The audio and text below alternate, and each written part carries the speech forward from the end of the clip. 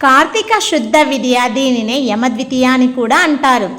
ఈ రోజున నిర్వహించే భగినీహస్త భోజనానికి చాలా విశిష్టత ఉంది. భగిని అంటే సోదరి. ఆమె చేతితో స్వయంగా వడ్డించే భోజనాన్ని భగినీహస్త భోజనం అంటాం.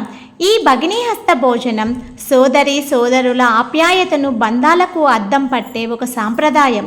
కార్తీక శుద్ధ విద్య అంటే దీపావళి వెళ్ళిన 2వ రోజున ఈ వేడుకను జరుపుకుంటారు.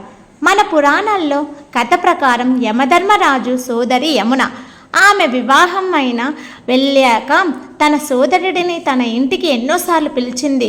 కానీ యమధర్మరాజు వెళ్ళలేకపోయాడు. చివరికి ఒకసారి ఈ కార్తీక మాస విద్య రోజున యమున ఇంటికి వెళ్తాడు.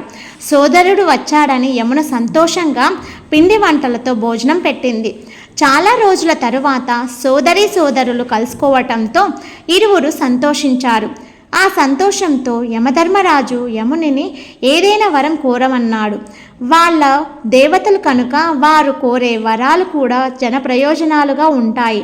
ఆమె ఈ కార్తీక శుద్ధ విద్య నాడు లోకంలో ఎక్కడైనా సరే తన సోదరి ఇంటికి వెళ్ళి భోజనం చేసిన సోదరులకు ఆయురారోగ్యాలు ప్రసాదించమని అడిగింది.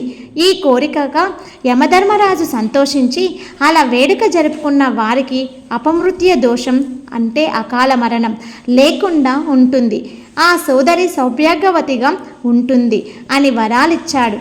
అందువలనే ఈ ఆచారం ఆచరణలోకి వచ్చింది.